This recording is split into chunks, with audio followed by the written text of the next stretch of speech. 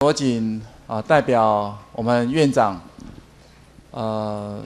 欢迎各位来到我们成大以及我们的同事跟同学在周末来到这里。我们今天在这里的主要的目的是要参与呢一个医学课程的研习那医学课程就好像是盖一栋房子呢。需要一个蓝图一样，到底我们要的是什么样的出来的学生，要什么样的医师，这跟我们要怎么样设计这医学课程有关系了哈。我首先先做一个调查，大家认为我们目前的医学的院的课程需要改的请举手。我们医学院课程需要改的请举手。没有人认为需要改，只有几位了哈。那认为不需要改的请举手。所以中间认为可以改可以不改了哈。我想症结在于说，我们不晓得要怎么改。会住在一个房子里面住的人跟做一个这个 architect 是不一样的。所以我们今天正站在我们成大医学院创院20周年的前夕我们的课程呢，经过20年，那到底有哪些问题我们需要重改的？我们事实上是很惶恐的。所以利用这个机会，我们请到 University of Calgary 那 Professor Peter Harrison 呢，他是这方面的专家，来提供我们做参考。今天更难得的是我们的创院院长我们的黄崑巖教授呢，还是我们的了哈。那他很忙，他今天晚上在美国有一个在台北有一个很重要的会议但是他还是特别赶来，他等一下3点就要走了。所以我们现在请他呢，就我们今天在这里的一个研习会以教育部我们医教会的主委跟台湾的 tmace 台湾医学院的评鉴委员会的主委的立场来给我们讲几句话。So, Dr. Harrison, I have to beg your pardon that I may have to use Chinese, since you understand Chinese, so I don't have to worry about that. I have to rush through in 5 minutes what I have in mind, but this will be a very simplified version of the idea.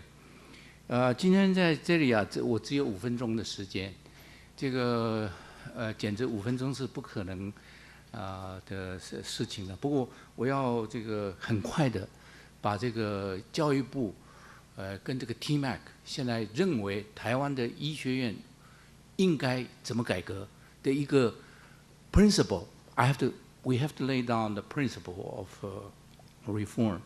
去年这个时候，我写了一个15000字的白皮书那么这个幸亏我所预测的东西 SARS 通通实现了 ，SARS 来的时候，那么这个教育部呢也下令要6年改革的方案已经出来了这个我要警告各位你如果年底提出来的计划，我们2005年做总评鉴的时候是要照这个你的计划来做评鉴的，所以你有没有做到明年开始，教育部没有补助款了，只有奖助款，完全看你做得好做不好。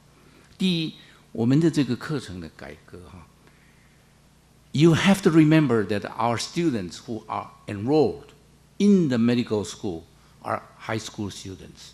This is a major difference between North America and here. 这个北美的医学系的学生是大学毕业，我们的学生是这个7年制是这个高中毕业。这一点我一直觉得在台湾教书是教一群小孩的感觉。这个事情是一定要记得说，这些人需要有 liberal arts 一般教育，没有一般教育，一般教育变成通识教育，通识教育变成营养学分，绝对不行。要先做人，再做医师，先做一般医师，再做专科医师，这个原则是跑不了的。我告诉你这个耶鲁大学的一个 history 很小的张丰明医师给我的医师。这个一小本的书里面，他写这个 liberal arts and sciences 的定义是什么呢？听好The object is to teach that which is peculiar to anyone is not to teach, peculiar to any one of the professions. 不是 but to lay the foundation which is common to them all. 做人嘛，这个还有什么这个解释呢？对不对？不要教一开始就教这个医学，不要，你先做人 ，become a doctor, become a man before you become a doctor. 好，第二个呢是现在的世界的潮流，各位没有看到世界这个 WHO 的这个外围组织叫做 World Federation for Medical Education， 它的这个主席呢，3月20几号会到这里来参观，啊，所以准备啊，叫做是丹麦人，叫做 Hans Carley， 我请他过来的。我们呢一定要加强你的 ethical and social education， 你要知道这个社会的动态、社会的问题，这个社会的问题不一定是美国的社会的问题，这个你一定要变成社会人，要成熟，不是小孩子一个 ，OK？ 那么 require for changing 这一些知识呢，是 required for changing doctor and patient relationship。那么 know how to transpose position， 你看病的时候呢，你晓得说你怎么样把你的位置跟病人换。说今天如果你是病人的话，到底你希望你的病人、你的医生会做什么？对你会有什么态度？这个东西是一个很重要的一个教育的这个原则。好，这个基础的老师跟临床的老师 ，both faculties, basic science and clinical science, clinical medicine alike， 他们呢 ，you have to reduce minutia， minutia 就是无关紧要的都不要，都不必教，教的越少，越 condense 越好，而且呢，要教的是 fundamental。那么 fundamental 就是基础、基本的道理。那么 paying special attention to relevance， 基础医学的老师一定要晓得他教的东西是跟将来的行医有关。这个东西 relevance 关联性要保持。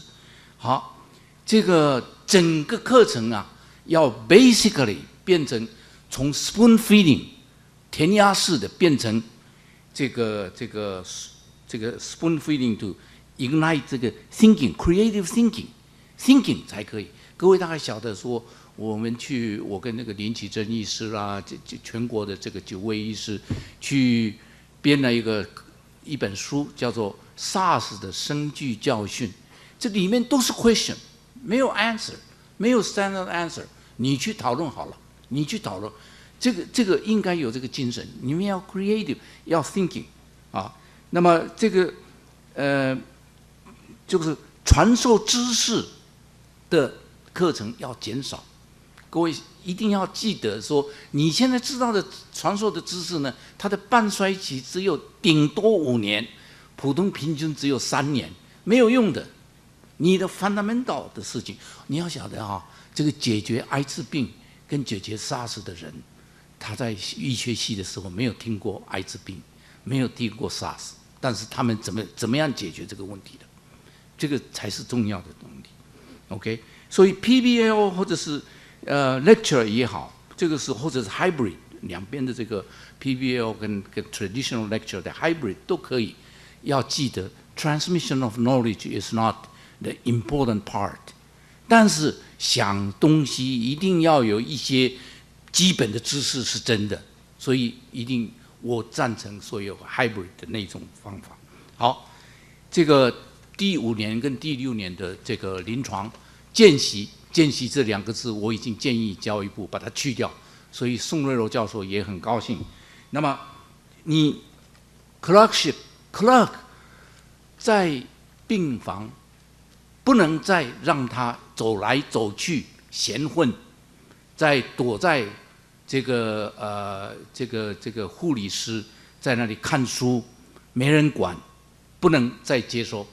所以呢，见习这2个字要去掉。那么你们一定要 increase the responsibility of clerkship, that bedside clerkship, and learn bedside manner, and also how to treat patients。这里有一句话，各位要记得，各位同学要记得，老师也要记得。The best teacher of a doctor is a patient。你要根据 patient 去学医学，这个东西是金科玉律，没有办法躲开的。OK？ 还有呢，最后一个呢 ，these changes require not only curricular arrangements, but also changes in teachers 这个 retraining。这个teacher 需要 retrain，teacher 的 thinking 要 retrain。你如果 curriculum 再来改来改去这个联考废掉什么？如果老师是一样的话，同样的老师来教的话是没有用的，没有用的。我可以说，我新竹中学毕业，李远哲是我的这个学弟啊，但是他的10年改革教育改革的失败。如果失败，他的失败就是没有注意到老师的改造，这个新瓶装旧酒还是一样的，还是不行的啊。那最后呢，我就结束，就5分钟，你给我5分钟嘛，我就结束哈。最后，各位同学跟各位老师要记得，你进来要怎么样受教育，并不是你的权益，你的权益只有一个。同学的权益只有一个 ，receive the best education you can get。你的这个医疗的权益在哪里呢？医疗的权益在病人，你要记得，一定要替病人想 ，OK？ 因为呢，各位进来的这个学费啊，是我们这个政府要补贴差不多20几万的一年，这个20几万的钱，通通是病人、纳税人的钱来的。各位一定要记得这一点。我今天因为时间的关系啊 ，you may have missed some, and I'm sorry about that. But maybe you can be, someone can translate that for you. OK， 我今天就很简单的回到这里，我很高兴。这个林教授给我这个机会啊，我就听一下这个。等一下我3点钟我就走了。这个跟各位见面了，我很高兴。希望如果我把这个当作母校，我虽然是台大毕业的，不过我希望说这里继续的进步。谢谢各位。事实上，黄教授能够从台北赶到台南来这几分钟他已经给我们一个很 strong 的 message， 他非常重视我们他也非常的期待我们能够 do something， 那个 which he will be proud of，right？接着呢，我们要请的是Professor Peter Harrison。It's my privilege and honor to be here to introduce him. And I think it has been printed out there. He is currently the professor of Department of Community Health Science, University of Calgary, Canada, and also chair the research group in education. He is a PhD in measurement and evaluation. That's a very special field. What we are striving for and wondering about is what is the right direction, what kind of curriculum we need in our medical school in order to produce physicians we need for our society. That's the purpose for this symposium. I think we all collect many fragmental information about the current changes of the medical curriculum, like a PBL for integration of clinical and basic science, or OSCE. But those are only pocket information. How could we put them all in the right position and see the whole picture? I really don't know. And now we are looking for the answer. Professor Harrison is going to give us a talk on the overview of the curriculum reform in the past 250 years. But today we are going to change the topic, switch from the third topic to the first one, and that's the issues and strategies for reform in medical education. It's a pleasure, absolute pleasure for me to be here. And as I was listening to Dr. Hong, I could not help but notice the wisdom with which he spoke and the care with which he spoke to the students. The first, be a man before you be a physician. Wise words. Teachers, do not teach trivia. Teach what's important. Teach what's relevant. Teach the students how to think. These are critical. These are really important concepts. Okay? Learn from your patients. Learn every day from your patients. Open up your hearts to learning, because that's what life is all about. These are such wise words, and I thank you for sharing those with us. As I was preparing myself for being here, I was wondering about my audience. Who would I be talking to?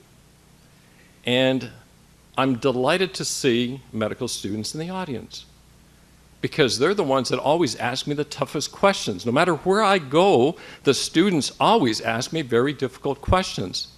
So I know that you will not disappoint me here. How many are medical students? Can you show me your hands, please? Excellent. Okay. That is so exciting for me that I now know that I will get some very challenging questions. One of the things that I thought about doing is sharing with you what has happened in North America in terms of what we have produced. But then I realized, as I was sitting on the plane, it's probably more important for me to share with you how it is that we were able to change to what we did. What kind of atmosphere? What kind of people? What kind of pressures did we have to change? And so my first presentation today is about the very issues in strategy reform in medical educations, lessons that we have learned. And so I want to share these with you. Now, this is a small group. Please put up your hands and interrupt me at any time. I'm very flexible, and I'm also open to interactions, so please. Okay.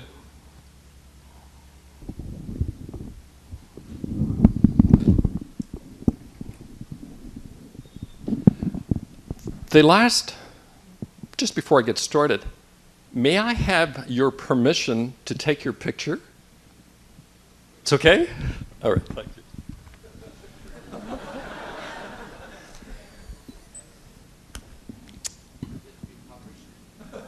No, this will not be published, but I expect all the students to come and visit me in Canada. Okay, what I would like to do is distinguish between three types of investigative approaches in science. Hold on. My camera, oh, there we go. And one more. Thank you.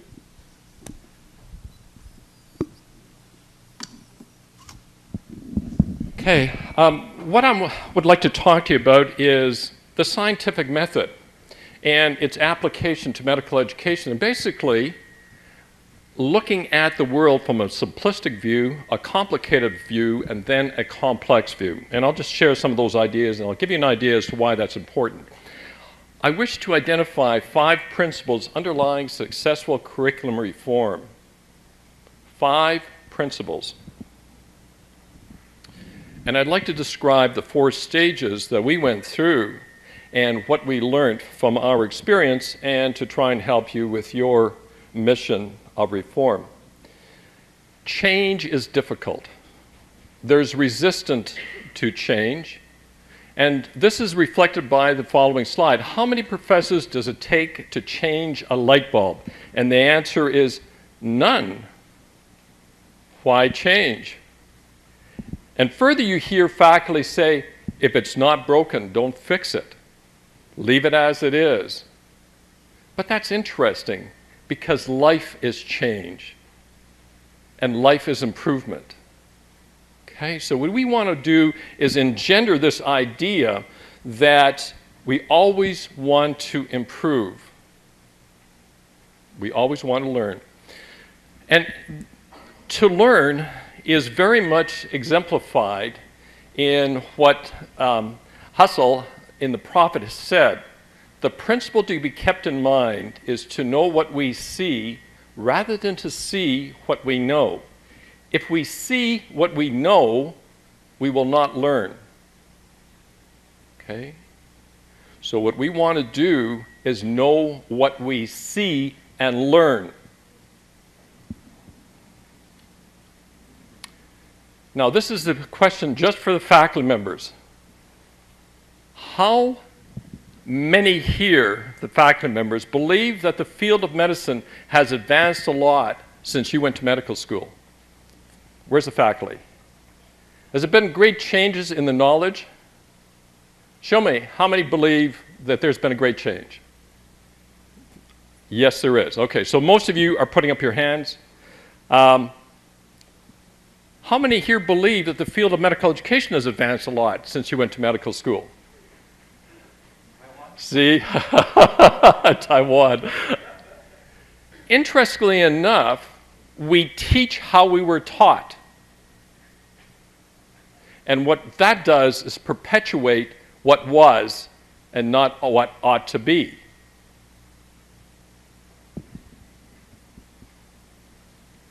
So let me try to give you a new framework, a new way of looking at the world. And I'm going to try and do this by distinguishing between the three types of investigative approaches used in science. First thing I would like to make you aware of, the questions we ask determine the answers we get. And it doesn't matter if it's in science, with our patients, with anything. That's true. The way we see the world determines how we solve problems. And I'll give you examples. Advancements occur because we wish to improve on what we have. So let me start with the first. The questions we ask determine the answers we get. One of the questions that was a pressing question is light a wave? Okay? And the answer that man found is yes, light is a wave made up of 7 colors, each with different wavelengths. Well, somebody else asked, is light a particle? Guess what the answer was? Yes, light is a particle made up of subatomic particles called photons. So that led us to the understanding that light is both a wave and a particle, and that it's deflected by gravity. Why? Because it is a body. Asking questions, the questions we ask, determine the answers that we get. Now, in this scientific era, for 300 years, we have looked at the world from a reductionist perspective. Okay, what does that mean? We spent most of our time identifying the parts. We also wanted to model the universe with mathematics. And this is the era of Descartes, Newton, Copernicus, and the difficulty with that is that the sum of the parts may not equal the whole, and it does not describe how systems work. It's a reductionist approach, and in research, the identifications of the parts usually leads to recipes and cookbooks. Let me show you an example. This is a recipe for frosted banana bars, which is very popular in Canada. Okay? What you have is the parts, the ingredients, you mix them together, and voila, you get something that's hopefully delicious.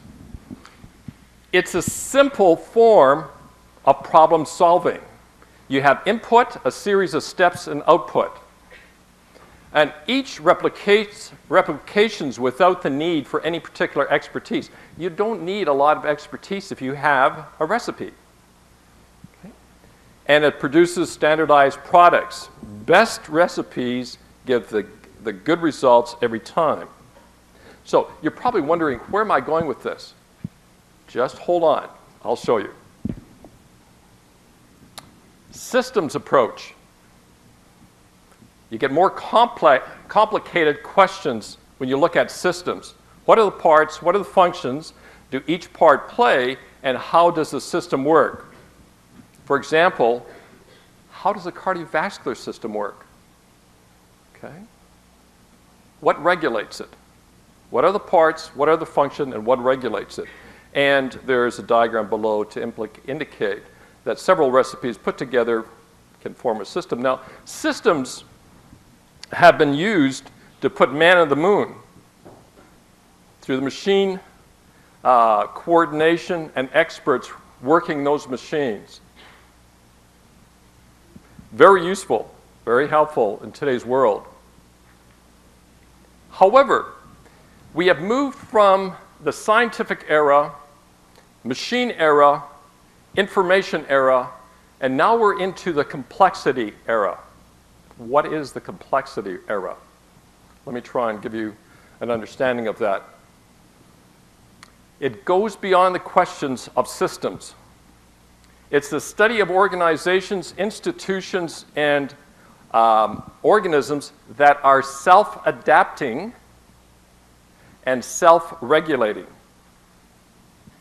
So the question usually is, how do organisms that are made up of many systems self-regulate? Let me give you an example of a very simple type of system. A and B are parts that can join together to form AB. But AB will only form if it's in the presence of BA. And BA will only form if it's in the presence of AB. It's a self-generating system. One of those steps falls out and the system stops. We have many more self-regulating systems. Here's one for living cells that has parts and interactions. Now, take the Krebs cycle.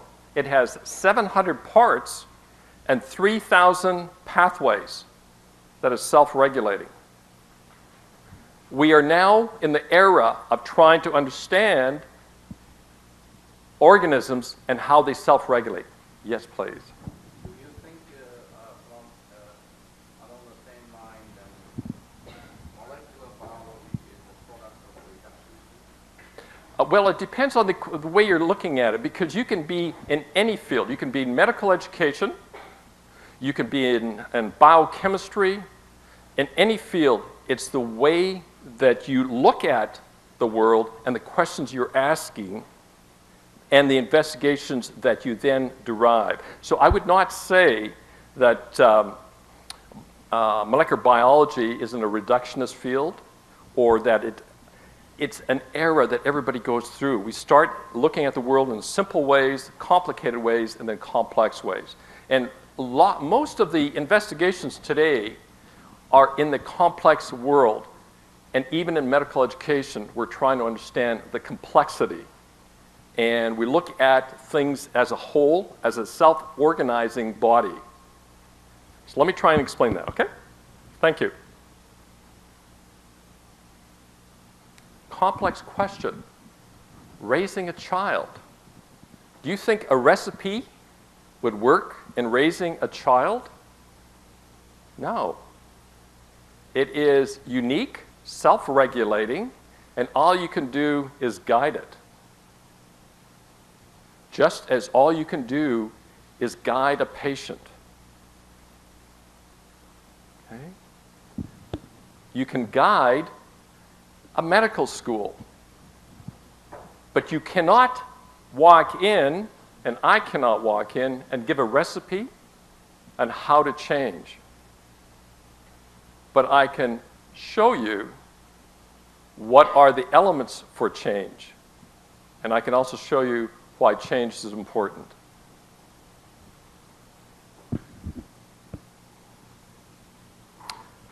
Okay, let me go to the second paradigm. The way we see the world determines how we solve problems. In reforming a medical school's curriculum, is it better to see the world as a simple, complicated, or complex world? And here, I would just like to run through some of the ways and contrast using a recipe, sending a rocket to the moon, and raising a child. Let me start with a recipe and whether it is important or not. Okay? In simple questions, a recipe is essential. If you're looking for the slide, you can't find it because it's not there. I just put the slide together this morning. Okay. In sending a rocket to the moon, formula are critical and essential. In raising a child, a formula has limited application or use. What about replication? A recipe that is tested will give you the same results. Sending a rocket to the moon increases assurance that the next one will be okay, but does not guarantee that you will not crash. Raising one child provides experience, but no assurance of success with the next. There's no particular expertise required when using a recipe. There is a lot of expertise that's required when you're dealing with systems. Okay? What about in raising a child? Expertise can contribute, but is neither necessary nor sufficient to assure success. Recipes produce standardized products. Rockets are similar in critical ways. Every child is unique and must be understood as an individual. That's why it is so critical to look at this school as an individual, made up of many parts that intercommunicate and are interconnected. And this includes faculty and students. The best recipes give the best results every time. There's a high degree of certainty of outcome in the complicated way of looking at the world. Uncertainty of outcome always remains. This is a self-adapting system, and this is the complicated world that we have to deal with.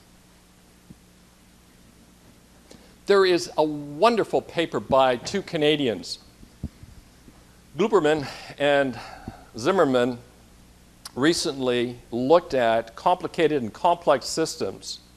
What would successful reform in Medicare look like? And I suspect that the reason they were looking at that is because they knew that the Taiwanese medical system is better than the Canadian. At least I'm sure that that is the case. They looked at it and they did an analysis based upon the complicated and the complex system. And they quoted research or the difference between Brazil and South Africa. Now, Brazil has been far more successful than South Africa in combating AIDS. Did you know that in 1980s, Brazil had the worst infection rate in the world? Far surpassing South Africa. Did you also know that today it has one of the lowest? How is it that Brazil was able to overcome a very difficult health problem where South Africa was not? And the answer is in the way they saw the world. South Africa said the cost of drugs is very high and we cannot afford them in an underdeveloped country. Okay? So they're out of the reach. They looked at prevention versus treatment. They said, we cannot treat, therefore, all we can do is prevent further spread of the disease. They said, our population is uneducated and illiterate, and the drug treatments are very complex, and we cannot teach our people how to take these complex drugs. Prevention needs to focus on fear and severity of the problem. In other words, they wanted to scare people into not having sex. Well, that's like trying to scare people into not breathing. Very difficult. They also said it will take time in order for the disease to die out.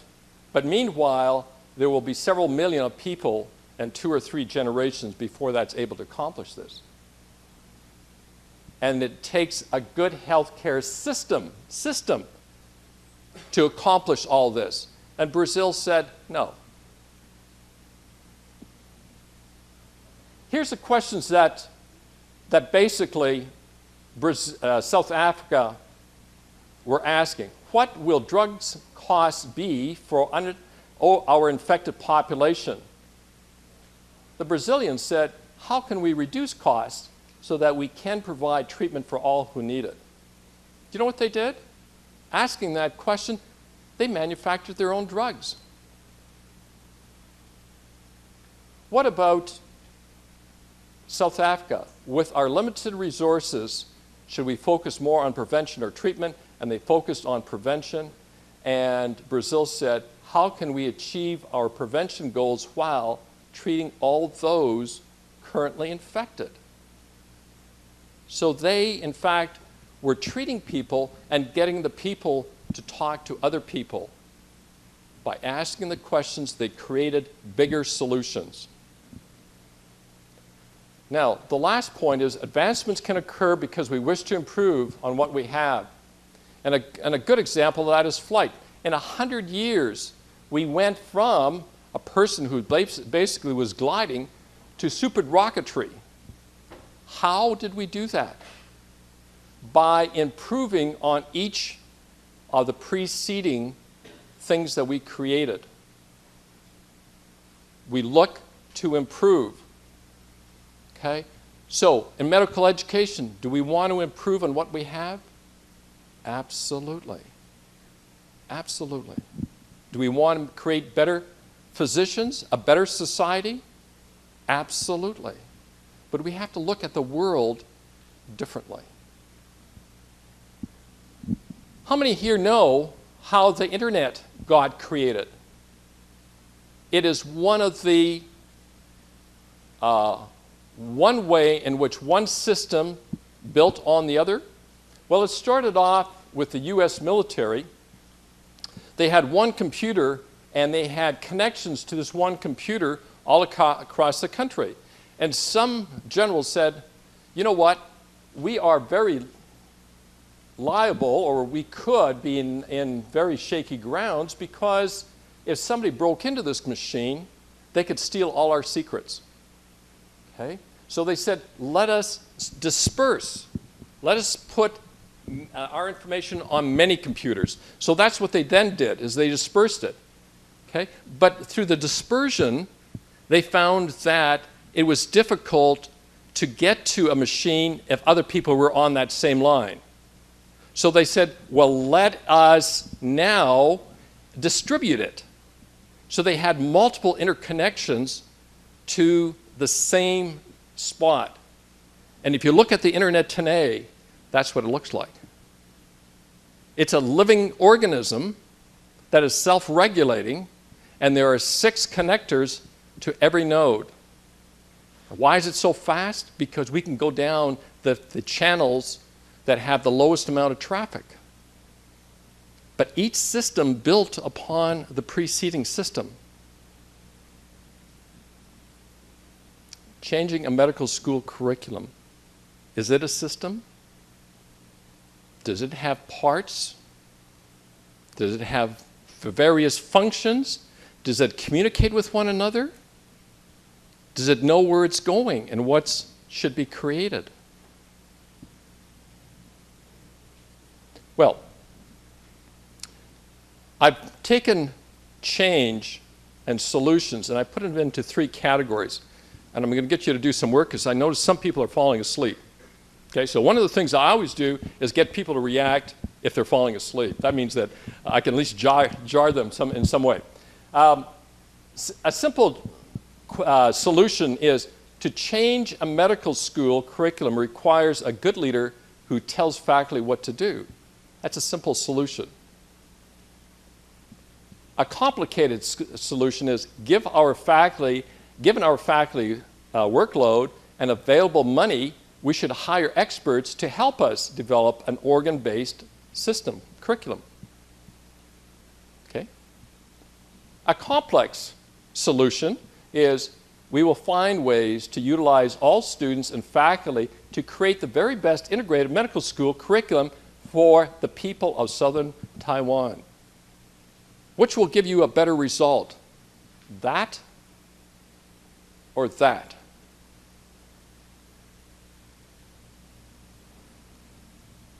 Okay?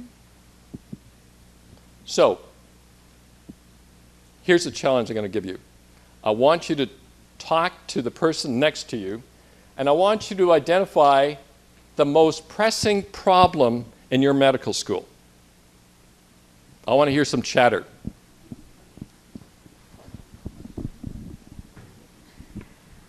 What's the most pressing problem in your medical school?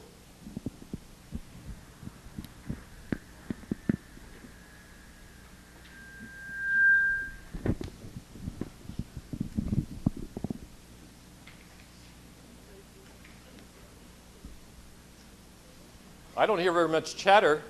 You have to turn to the person next to you and tell them. And I'm going to get some people to tell me what they said. So please, tell your neighbor what's wrong. What are some of the problems? The most pressing problem in your medical school is, tell them. Just one. I just want one.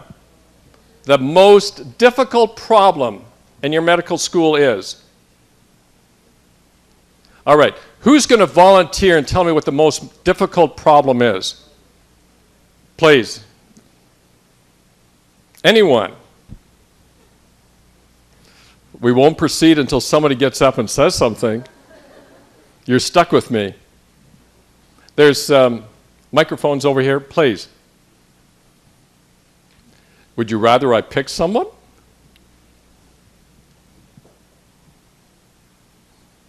Okay, the most pressing problem. You think, it's whatever you believe, it doesn't matter. I will not embarrass you, I promise. Thank you. I'm always curious about how am I supposed to deal with the conflicts between science and humanity. Okay, so the most difficult problem is the connection between science and humanity for you? Yes, right. I want to believe. Okay, thank you. Anybody else have a problem that they consider to be a difficulty for the school? It's curious. If you do not speak, I must believe that there are no problems. Anybody else can give me, yes, please, thank you. I come from another school, another medical school nearby, the KMU, and I'm an intern now. I think most difficult problem for me is the transition from lecture hall to the hospital, because we didn't be taught much about the basic skill to communicate with our patient and the other essential clinical skills to survive in the hospital. Thank you. Thank you. Thank you. That's very good. Okay, so basically, it's the application of the information we get in the before residency and its use with patients, the relevancy issue. Okay, so that's a very critical one. And by the way, it's an important problem that every medical school has, and there are solutions. Any other? Thank you. Any other problems that you have noticed in your medical school? Now, I've had a student, I've had a resident, and I need a faculty member. Does that mean the faculty member do not like to talk?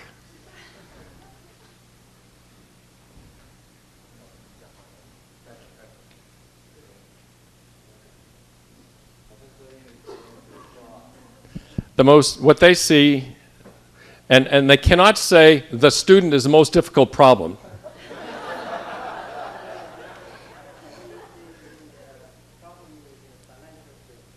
Okay, so one of the most difficult problems is the financial. Okay, now here's the next thing I want you to do is, and I want create simple, complicated, and complex solutions to help you solve the problem. Whatever problem you have identified, I want a simple, complicated, and a complex solution. Let me just show you again what they look like. Here's a simple, here's a complicated, and here's a complex solution. So write down, for the problem that you have identified, a simple solution, a complicated solution, and a complex. Now I see all the students writing madly. Okay, you can talk to the person next to you. That's okay, that's permitted. A simple solution to the problem, be it financial, be it relevancy, be it the connection between two areas.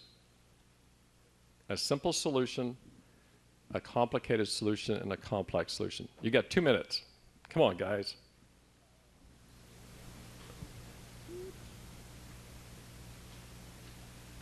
So let's just take the relevancy problem that our resident indicated. What we learn in the classroom is difficult to apply, and we don't have the skills to deal with patients.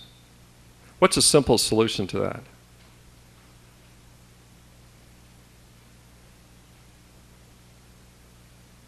What would be a simple solution?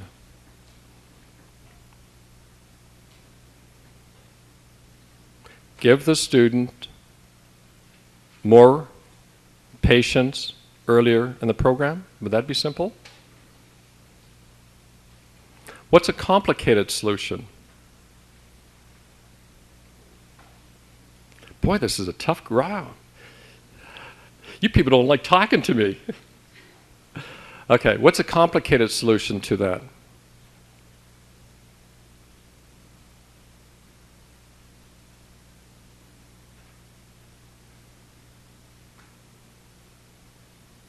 Anybody?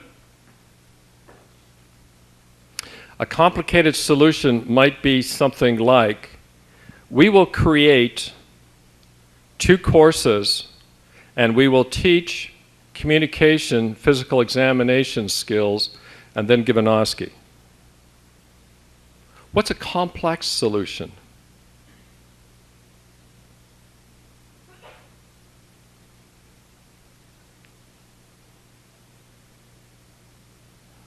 A complex solution would be, we will, together as students and faculty, identify the very best ways to enhance the relevancy of the information that we acquire in order to deal effectively with our patients. See, the way you look at the world determines what you get back. And what I'm inviting you to do is see it as a more complex scenario, and that the more people that you can get involved in solutions, the more likelihood of finding the best solution. It's always, always an effort by everybody that makes the work better and lighter.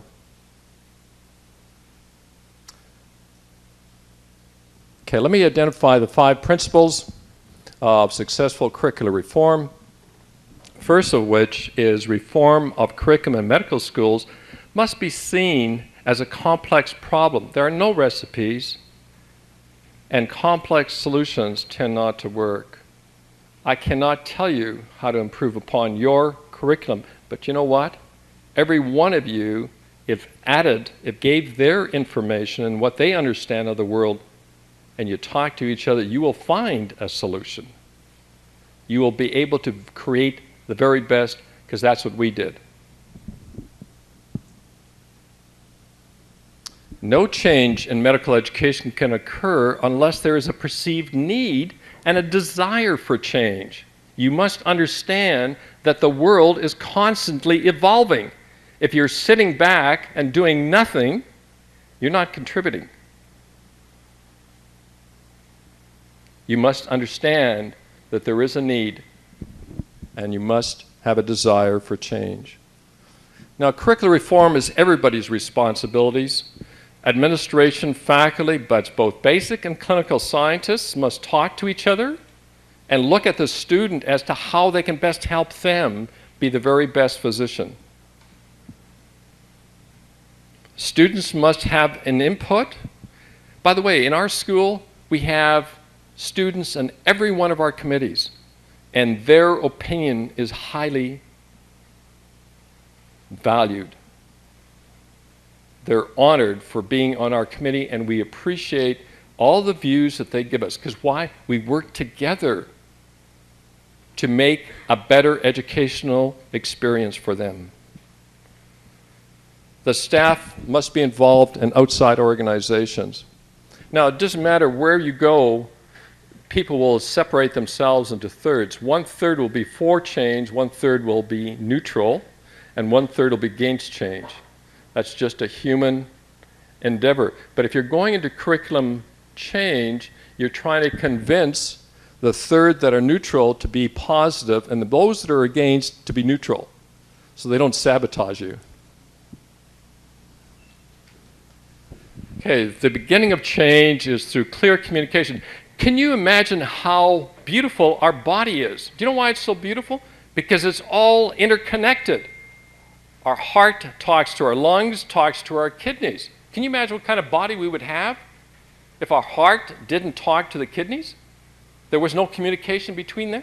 How long would we survive as an organism? We wouldn't.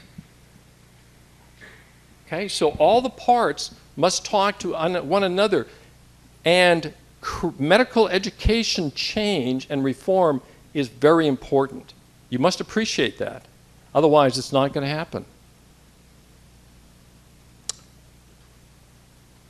Now, here's some of the communication links. In our school, the dean is always at the top. Then we have the associate dean, department heads, and the director, and then the basic science, clinical science, and the students. Now, I've just rearranged those, and I put them together. Now, notice what the dean is the ears on this face.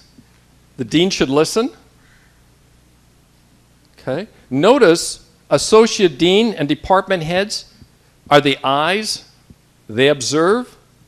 Notice that the coordinators and the directors breathe life into the system, and the students and the clinicians and the basic scientists are the ones that should do all the talking. You want to hear what they have to say. You want their opinions, their views. Because together you can form an entire whole that's better than each of the parts. Change can only occur if you give people, the majority of the people, what they now have and improve on what is missing, wrong or inappropriate. So you have to give them more than what they have now. Now here's some of the change strategies that are going on in this school, and I appreciate the amount of work that's going into change. And right now, you're somewhere in between the preparation and the intervention stage, and eventually we'll get into the evaluative component. Here are the stages that we went through. We went through 4 stages. We started in 1988. Now we're identified, our founding fathers said, you are an innovative medical educational school. And that gave us permission to experiment, permission to try new things, to understand that change can only come by trying new things and looking at the results. So we started in 1988. We made the change in 1991. We started the class in 1993, and then now we're into the phase of maintaining the new order and evaluating the outcome. Now, the interesting thing is, even though we started back in 1988, we are still planning for innovation. It's an ongoing process. We are still making changes to our curriculum. We're still trying to improve it, and we're still trying to maintain it, and we're still looking for evidence that what we've done is good.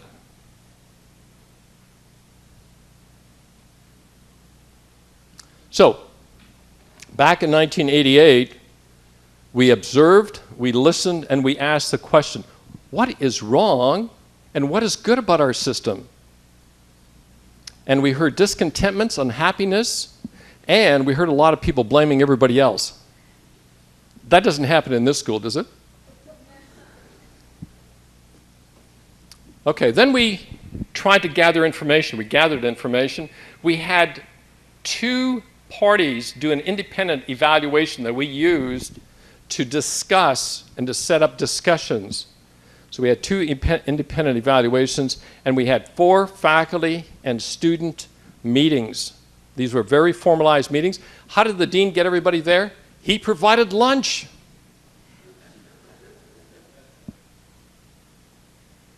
And here we listened and documented.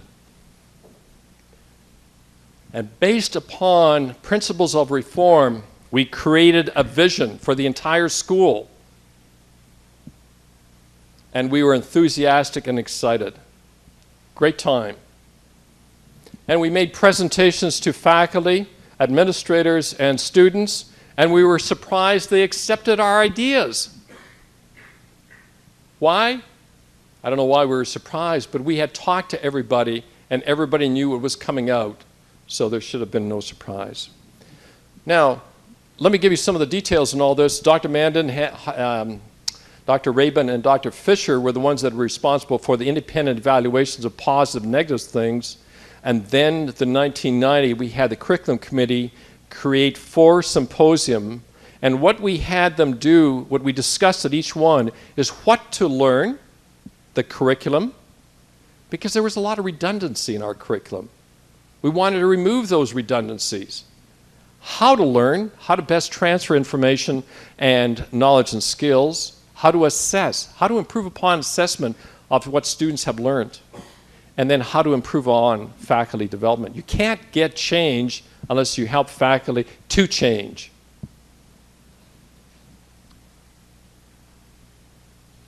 So here's some of the guiding principles that we created.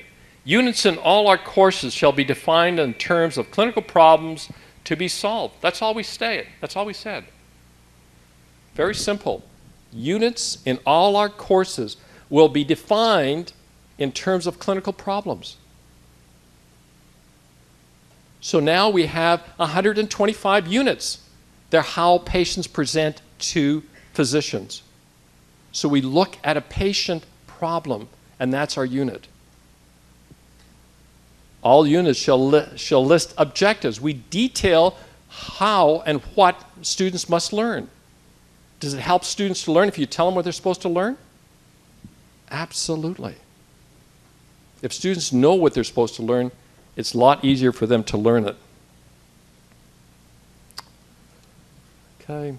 I'm just going to skip over these. I think you've got these in your... Let me go on to the second stage, making the changes. We shared with the masses, and now we started to get skepticism and doubt. We did a lot of faculty development within a period of, we were doing 5, 6 faculty development workshops every month. So it was exhausting, it was tiring.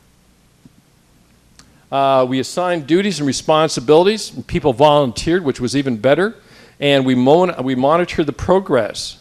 And as we were monitoring and getting close to the deadline, we were becoming quite concerned that we were not going to make our deadline.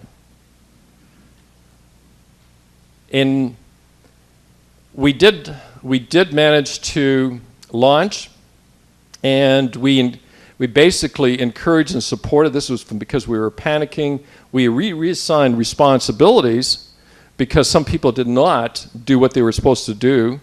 And we searched for the guilty and we punished the innocent, unfortunately. And this is from fear that we were not going to be there on time.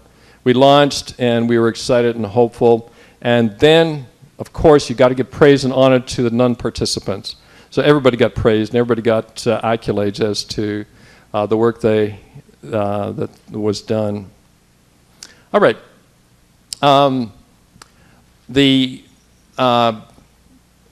After that, we made sure that all the hard workers were honored.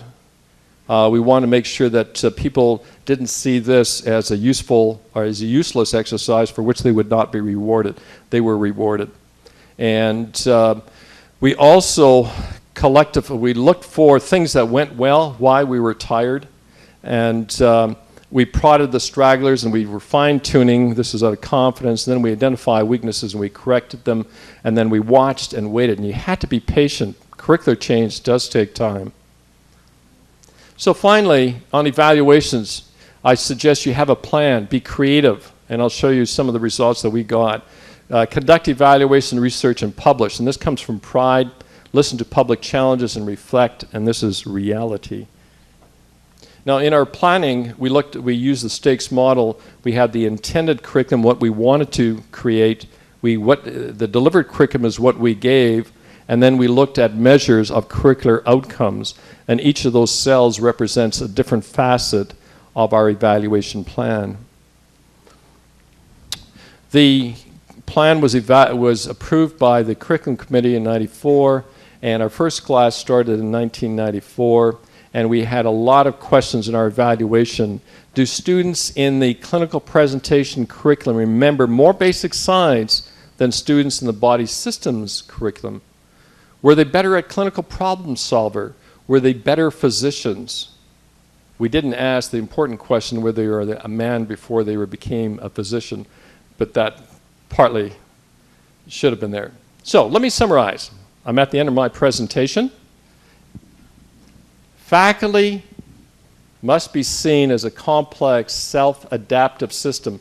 Everybody is involved in curricular change and improvement upon the experience you have. If you're not involved, you have nobody to blame but yourself. Curricular reform can take a long time, in our case, 5 to 6 years. Considerable debate by a large portion of faculty and students about the advantages and disadvantages of the old curriculum. You have to talk to each other. You have to find out what is working, what is not working. Curriculum reform had the full support of the dean. You can't do change unless the dean supports it.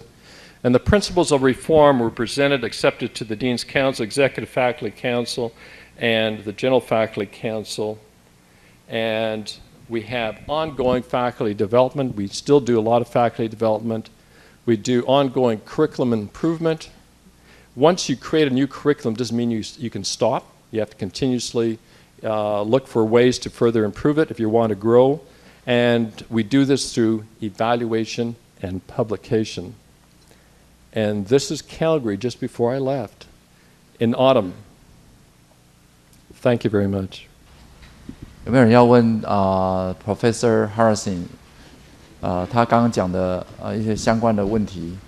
那包括我们现在成功大学的医学院到底是属于在哪一个阶段啊？那以及那个我们有没有什么特别要问他在 Calgary University Calgary 做的一些改变？我们大家有没有？ 蔡明老师 ，Professor Tsai. I just wonder, when you start this new curriculum, students have the difficulty to adjust between the old curriculum and the new curriculum, because it's always warriors. What is the advantage and disadvantage? Because sometimes students may complain they more like a guinea pig, because they've been trying to apply to the new or old curriculum. So during that period of time, how do you solve that kind of anxiety? Thank you. The question is, when you have an old curriculum, students from the old curriculum are disadvantaged because you're changing. how did we handle that in terms of supporting the students and helping them through that period. I don't think we did anything unusual to help the students. One of the things that I love about medical schools, it attracts the very best students, and students are good at adapting or changing or adjusting. Okay, and so while we were going through this transition stage, they understood that what they were helping to create would be better for the students behind them. So they were enthusiastic about the change and helping. And so they participated in creating the change. Were they disadvantaged because of that? I don't know for sure. I don't know. Did we hear anything from the students about complaints? Not particularly. I'll show you a slide that shows student stress, workload, and what they perceived to be the difference between the two curriculum. Stress levels went down because we made the information more relevant and we dropped a lot of trivia. Okay, so, and that's what the old students wanted, and that's what made the new students happy. So I don't think that we did anything special, but the important concept here is that we got students involved and students were committed to help with the change. It's interesting because in our school, we do not have grades. We tell the students whether they are satisfactory or unsatisfactory in their behavior and in their performance. And so the professor said, no. I want to grade my students and identify those that are very best. Do you know who opposed that view? The students. Why? Because they cooperated with each other. They worked together to learn as much as they possibly can. It was not about getting top grades. It was about what Dr. Hong said, and that is to learn as much as you can. You can learn from the fellow student next to you as much as you can sometimes from a professor or a person up here talking to you. So you need to, learning comes from many different places, from patients, from parents, from your students to your colleagues, and etc. Yes, please.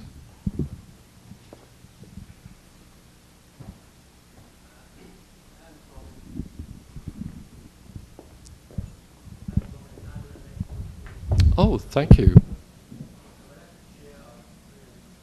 Our new curriculum began about maybe near 10 years ago, and at first we do a experiment. We will have a experimental group and a control group. Yes. About 1/4 become the experimental group, and then they begin the small group teaching. Yes. And after 1 year, other the control group students, they ask they should get the new curriculum. New curriculum, yes. Because the experimental group get better resources. Yes, yes. We didn't do that because we were planning for the new change in 1994, and from 1994 we dropped the old and started the new. So nobody was disadvantaged in that way. Thank you for that. Okay, I didn't probably understand the lady's question. And so we didn't need to give remediation to the students who were in the control group, okay, because we just simply went from the old to the new, and we did comparisons between the students in the old and the new, and I'll be showing you some of that data.